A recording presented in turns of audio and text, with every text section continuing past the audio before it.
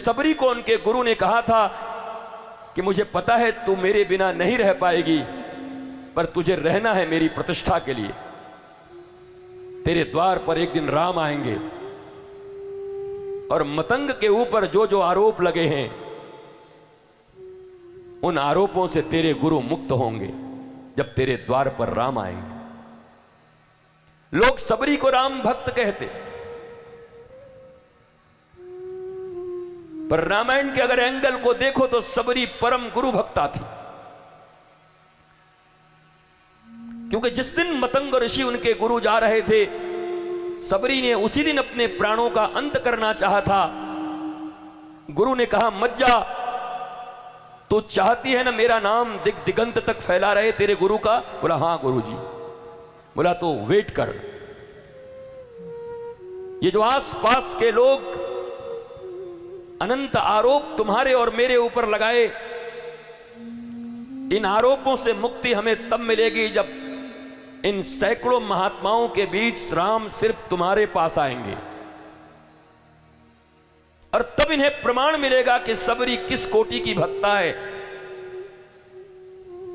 और 80 साल तक इंतजार किया सबरी ने, 80 वर्ष रोज अपने जूड़े से, अपने बालों से रास्तों को बुहारना,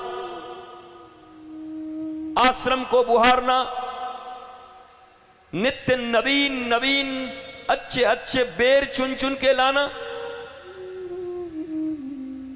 पर शाम गुजर जाती और कोई नहीं आता। एक दिन नहीं, 30 दिन नहीं, 365 दिन नहीं, 365 into 80, इतने दिन तक लगातार एक उत्साह के साथ काम करती रही सबरी। तुम में से किसी को समय देते हम, गुरुजी हमारे घर आइएगा, ठीक है आएंगे। आधे घंटे देर कर दें, ये कोई तरीका है? हमने 20 आदमी बुला के रखा हुआ था, ये सब हमको पसंद नहीं आता। ये कोई तरीका है आप लोगों का? ये ठीक नहीं है, अगली बार से तो हम नहीं बुलाएंगे भाई। अरे आता भी कौन है तुम्हारे घर? किसको गरज पड़ी है तुम जैसों के घर आने के लिए? 80 वर्ष तक जिसके आंखों में आंसू थे सिर्फ इसलिए लोग कहते थे पगली है या कोई नहीं आएगा, और आएंगे भी तो इतने बड़े बड़े महात्मा हैं यहां पर। राम पहले उन महात्माओं के पास जाएंगे कि तेरे पास जाएंगे, बिलनी के पास? और सबरी एक ही बात कहती, न खाता न बही, हमारे गुरुदेव ने जो कह दिया वही सही। हमारे गुरुजी ने कहा है राम पहले मेरे पास आएंगे तो मेरे ही पास आएंगे। सबरी के भीतर राम भक्ति नहीं थी, प्रबल गुरु भक्ति थी। मेरे गुरु ने कहा है तो राम को आना पड़ेगा। पर कभी दुखी नहीं हुई, निराश नहीं हुई, थकी नहीं 80 साल में। अरे अब तो रोज रोज झाड़ते हैं, आते थोड़े हैं, चलो अब थोड़ा बहुत कर दे। उसी उत्साह के साथ जैसा पहले दिन की थी, जब तक राम नहीं आए उसी उत्साह के साथ, और बल्कि अगले दिन और उत्साह बढ़ जाता कि कल तक नहीं आए थे, कल तो पक्का आएंगे, इसलिए आज तैयारी पक्की होनी चाहिए। और सबरी 80 बरस तक बूढ़ी हो गई, क्योंकि अपने गुरु के पास थी तब तो बच्ची थी, छोटी थी तब आई थी, विवाह के समय भाग के आई थी।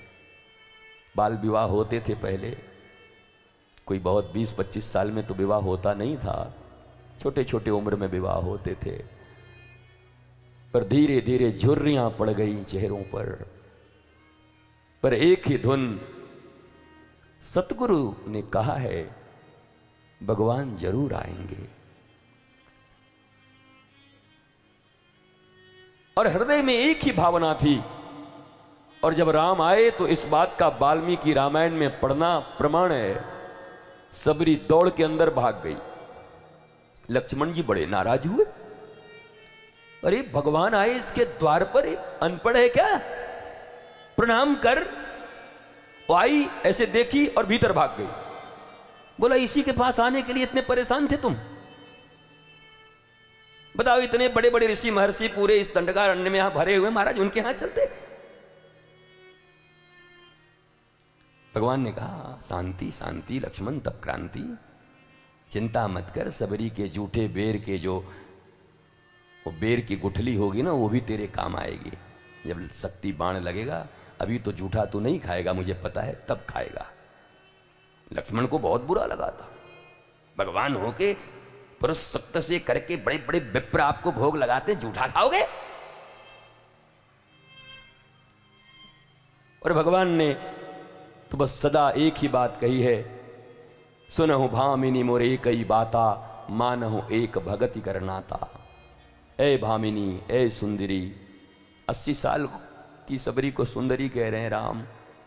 निश्चित है चमड़े के लिए तो नहीं कह रहे होंगे, क्योंकि उनकी सुंदरता तो हृदय की देखते होंगे, मन की सुंदरता को देखते होंगे। हमने एक बहुत अच्छी पुस्तक लिखी, सुंदरकांड, मन का ब्यूटी पार्लर। आप भी मंगाना, आपके जीवन में बहुत परिवर्तन करेगा वो अमेज़न या कहाँ कहाँ मिलता होगा, वो बता देंगे सब। आप खुद मंगवा लेना और पढ़ना उसको, तुम्हारी जिंदगी के प्रति धारणा बदल जाएगी।